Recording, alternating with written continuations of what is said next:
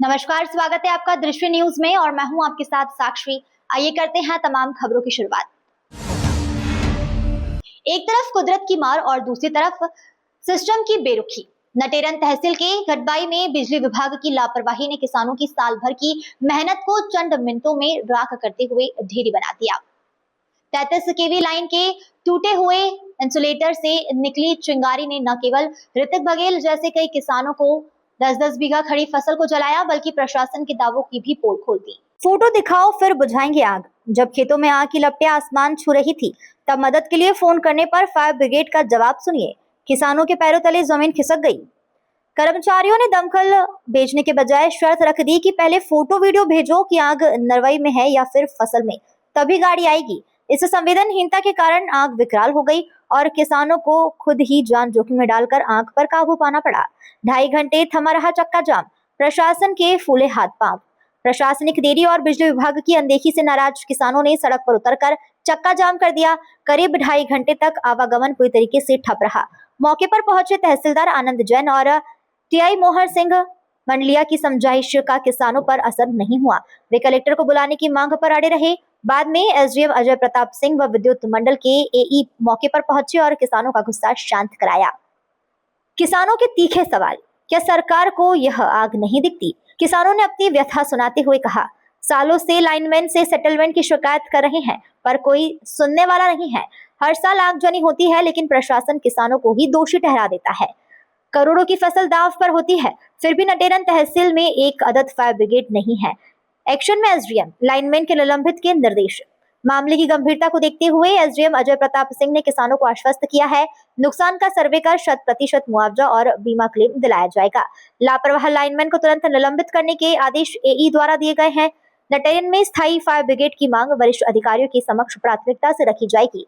पूरे क्षेत्र की जर्जर लाइनों का जल्द ही मेंटेनेंस कराया जाएगा। मेरे परिवार के बच्चे इनका जो ना आग लग गई यहाँ पे। एक लाइन निकल रही है 33 की, उसकी स्पार्किंग के कारण जो ना चिंगारी से आग लग गई है और ये लगभग 25 से 25 बीघा के आसपास नुकसान हुआ है। और उसका कारण ये है कि एक तो यहाँ पे फायर ब्रिगेड की उपलब्धता नहीं है नटेरन थाने में, न करारिया थाने में। इसके कारण जो है ना फायर ब्रिगेड नहीं आ पाई, विलम्ब से आई, तो एक वो कारण बहुत बड़ा रहा। और यहाँ के किसानों की मदद से इसको थोड़ा सा जो ना काबू कर पाए। और बहुत बड़ी घटना होने वाली थी कुल मिला के, लेकिन उस पर काबू पा लिया। और एक किसान हमारे जिनको नुकसान हुआ, 2 किसान हुए हैं एक्चुअली नुकसान में। नाम क्या है दोनों किसान? एक तो घनश्याम सिंह बघेल हैं और एक बगल वाले किसान है, वो भी यहाँ है नहीं, जसवंत सिंह रघुवंशी जी। उनकी नरवाई थी उसमें। ये फसल थी गेहूं की? और गेहूं की फसल थी। आप क्या चाहते हैं? हम उचित मुआवजा चाहते हैं और नटेरन थाने में ये और यह फायर ब्रिगेड की मांग है यहाँ पर किसानों की, और उचित मुआवजा मिले। और जो मेंटेनेंस जो लाइन निकली है यहाँ 11 केवी की, 33 केवी की, इसका मेंटेनेंस बरसों से नहीं हुआ है। तो इसकी मेंटेनेंस की मांग है, क्योंकि यहाँ पेड़ के नीचे भी निकल रहे हैं, डालों से पेड़ टकराती है, उसके कारण जो है ना आग लगने की संभावना बनी रहती है। हाँ, ये तो निश्चित है, क्योंकि फायर ब्रिगेड को आने में बासुदा और विदिशा से आने में बहुत ज़्यादा समय लग गया था, क्योंकि लगभग 1 से 1.5 घंटे विलम्ब से आई। तब तक किसानों ने इस पर जो है ना काबू पा लिया था। लगभग 20 से 25 ट्रैक्टर यहाँ पे आ गए थे, टैंकर आ गए थे आसपास के लोगों ने। जल्दी उसको थोड़ा सा संज्ञान में लिया और आसपास की बहुत किसानों की मदद मिली यहाँ पे। लेकिन ये प्रशासन की गलती है कि इतने दूर से आने में समय लगता है, तो उसी कारण यहाँ सभी लोग किसानों की उचित मांग है कि यहाँ एक फायर ब्रिगेड जो है ना रखी जाए। काकपुर में, चाहे काकपुर में रखें, काकपुर में नदी है, उसमें नदी में पर्याप्त उपलब्ध पानी है, तो काकपुर में रखाई जाए, बहुत है ना। और उससे क्षेत्र के आसपास के सभी किसानों को फ़ायदा होने वाला है। जैसे नरवाई में भी आग लग जाती है, या जो ना भूसा मशीन से भी आग लग जाती है, तो कोई भी किसी भी प्रकार की आग को काबू पाया जा सकता है। किसानों की प्रमुख मांग है यहाँ। अधिकारियों को, यहाँ किसान सब लोग बोल रहे हैं कि अधिकारियों को बताया गया था, लेकिन लाइनमैन की लापरवाही कह सकते हैं अपन इसमें। लाइनमैन उन्होंने उसको संज्ञान में नहीं लिया और इसके कारण ये घटना हो गई। एक आगजनी हुई है, इसमें किसानों का आरोप है विभाग की लापरवाही के कारण हुई। एक्चुअली मैंने अभी जो देखा है ना, वो इंसुलेटर फूटा है, वो नेचुरली तरीके से फूटा है, किसी ने जानबूझ के तो नहीं फोड़ा है। हवा तेज चली, उसी कारण टूट के वो तार नीचे गिरा है वी क्रॉस पे, उसी कारण स्पार्क हुआ और स्पार्क से आग लगी है। मेंटेनेंस हम कल ही करवाते हैं, कल ही करवाएंगे। सर हम खेत अरे सुनिए तो, मैं अभी आया हूँ, मुझे अभी आए हुए भी ज़्यादा से ज़्यादा 2-3 दिन ही हुए हैं। नहीं बात वो नहीं है, पर मैं कह रहा हूँ ना, मैं करवा दूंगा अभी। सर प्रशासन कोई भी घटना घटने के बाद ही क्यों सक्रिय होता है, ये बात चल रही है। बाकी मैं अभी रास्ते से आ रहा था, सुनिए तो, क्षेत्र में आप एक बार हाँ मैं अभी आ रहा था रास्ते में, काफ़ी लाइनें नीचे हैं।